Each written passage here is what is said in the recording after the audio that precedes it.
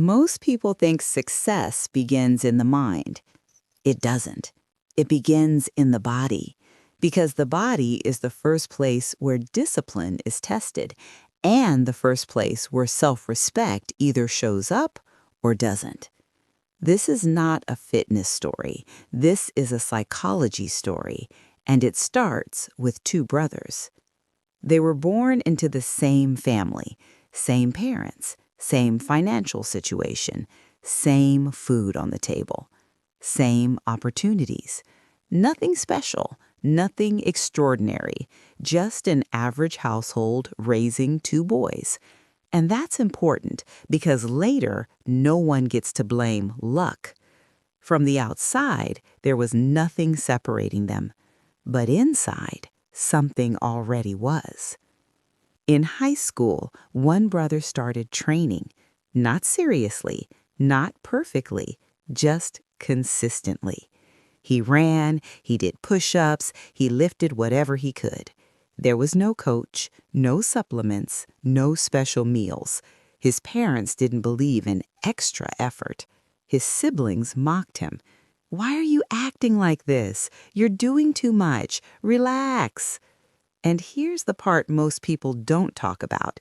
He wasn't encouraged. He wasn't rewarded. He wasn't praised. He trained without validation. Psychologically, this matters more than talent, because when you do something without praise, you're not driven by ego. You're driven by identity. He ate what everyone else ate. Same rice, same bread, same simple food. No protein shakes, no athlete diet. If dinner was heavy, he ate less. If food was basic, he adjusted. This wasn't discipline because it was easy.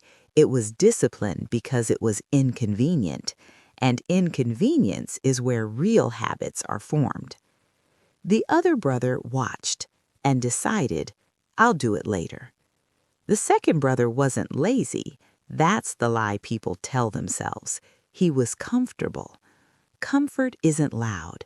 It doesn't feel dangerous. It feels reasonable. I'll start after exams. I'll start when I have time. I'll start when life settles. Psychologically, this is called temporal displacement, pushing responsibility into the future to avoid discomfort now. And the brain loves it, because the brain's job isn't growth, it's survival. Here's the part most fitness videos miss. The body trains the mind before it changes the body. Every workout taught the first brother how to start without motivation, how to tolerate boredom, how to finish what he started. His muscles grew slowly, but his standards grew fast. The second brother trained something too, avoidance. And avoidance is also a habit. Years passed. Nothing dramatic happened, no tragedy, no sudden success, just repetition.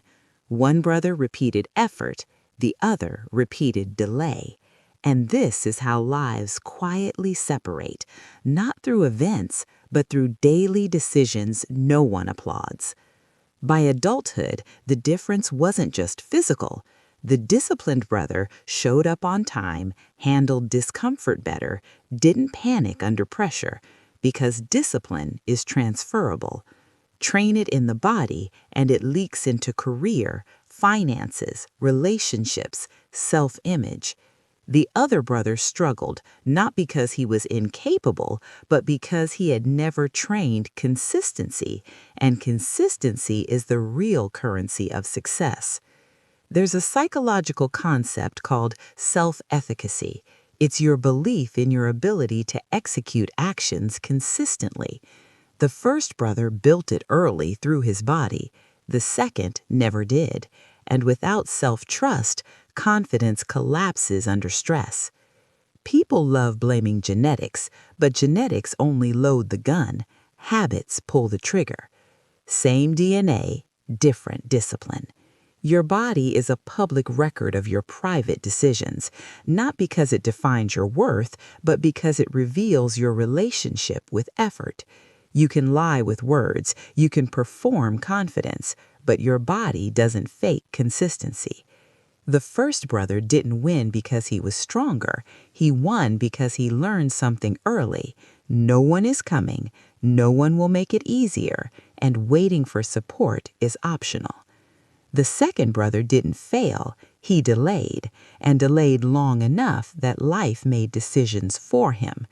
Because if you don't choose discipline, life chooses limitations. This story isn't about brothers, it's about you. Your body reflects how often you keep promises, how you respond to discomfort, whether you negotiate with yourself. Fitness isn't about aesthetics, it's about identity proof. Starting feels hard because your identity resists change. Your nervous system prefers familiarity. Your past habits fight back. That resistance is not a sign to stop. It's a sign you're crossing into a new identity. Years from now, someone will look at your life. They'll see your career, your confidence, your standards, and they won't know the real reason. But you will. It started with how seriously you treated your body. Same environment doesn't mean same outcome. Your body doesn't lie. It shows how seriously you take your life. And the question is simple. Which brother are you becoming?